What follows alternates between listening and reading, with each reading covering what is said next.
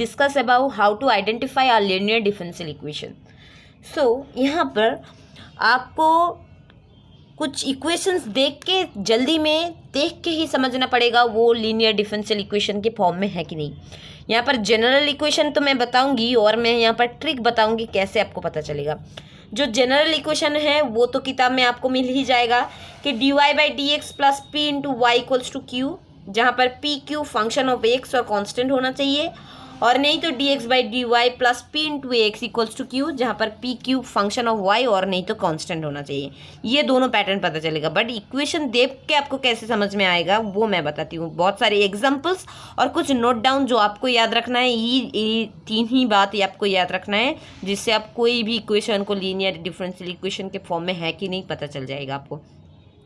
पहले तो कोई भी अगर इक्वेशन दिया हुआ हो उसमें आपको देखना है एक्स और वाई इन लीनियर पावर, मतलब कोई भी एक्स वाई टी जो भी हो वो लीनियर पावर में होना चाहिए, मतलब एक्स होना चाहिए नहीं तो वाई होना चाहिए, उसका power x square y square कोई फंक्शन के टर्म में नहीं होना चाहिए, एक्स और वाई करके रहना चाहिए ओनली।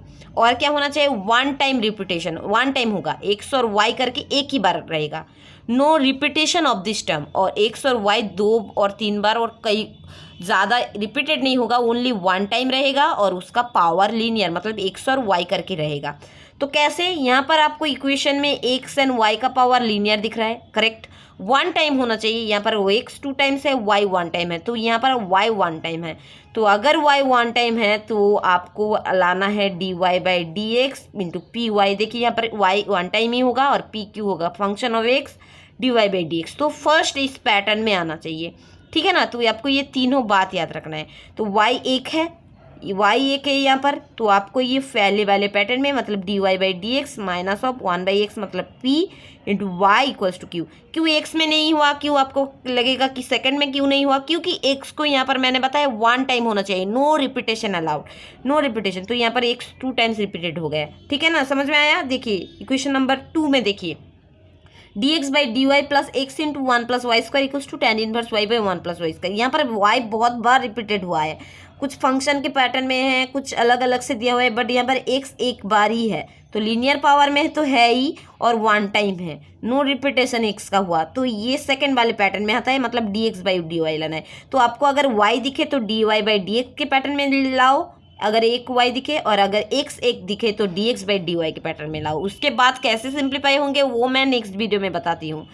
चलिए देखिए इक्वेशन नंबर 3 पे dy/dx। देखिए यहाँ पर पूरा इक्वेशन में मुझे y एक दिख रहा है, तो आपको पहले ही पैटर्न लाना है, तो dy/dx ढूंढना है और बाकी जैसे है रख देंगे, ठीक है ना। अभी देखिए ये वाले इक्वेशन में, इसमें मुझे कुछ ऐसे पैटर्न में नहीं दिया हुआ है, यहाँ पर 1 प्लस एक्स स्क्वायर ऐसे बहुत कुछ दिया हुआ है, बट यहाँ पर देखिए एक्स बहुत बार रिपीटेड हुआ है, बट वाई 1 टाइम्स है और साथ में इसका पावर लीनियर में है, और कहीं पर भी आपको वाई की फंक्शनल कुछ भी नहीं दिखेंगे। तो आपको पहले वाले पैटर्न में लाना है, मतलब dy/dx के पैटर्न में लाया मैंने, इसको डिवाइड कर दिया बोथ साइड में, तो 2x/1 plus x square into y ये। तो ये ऐसे आपको समझ में आ जाएगा कि ये लीनियर इक्वेशन में है कि नहीं, ठीक है ना। Thank you friends, I hope आपको समझ में आ गया। देखिए नेक्स्ट वीडियो में हम कैसे इसको सॉल्व करेंगे।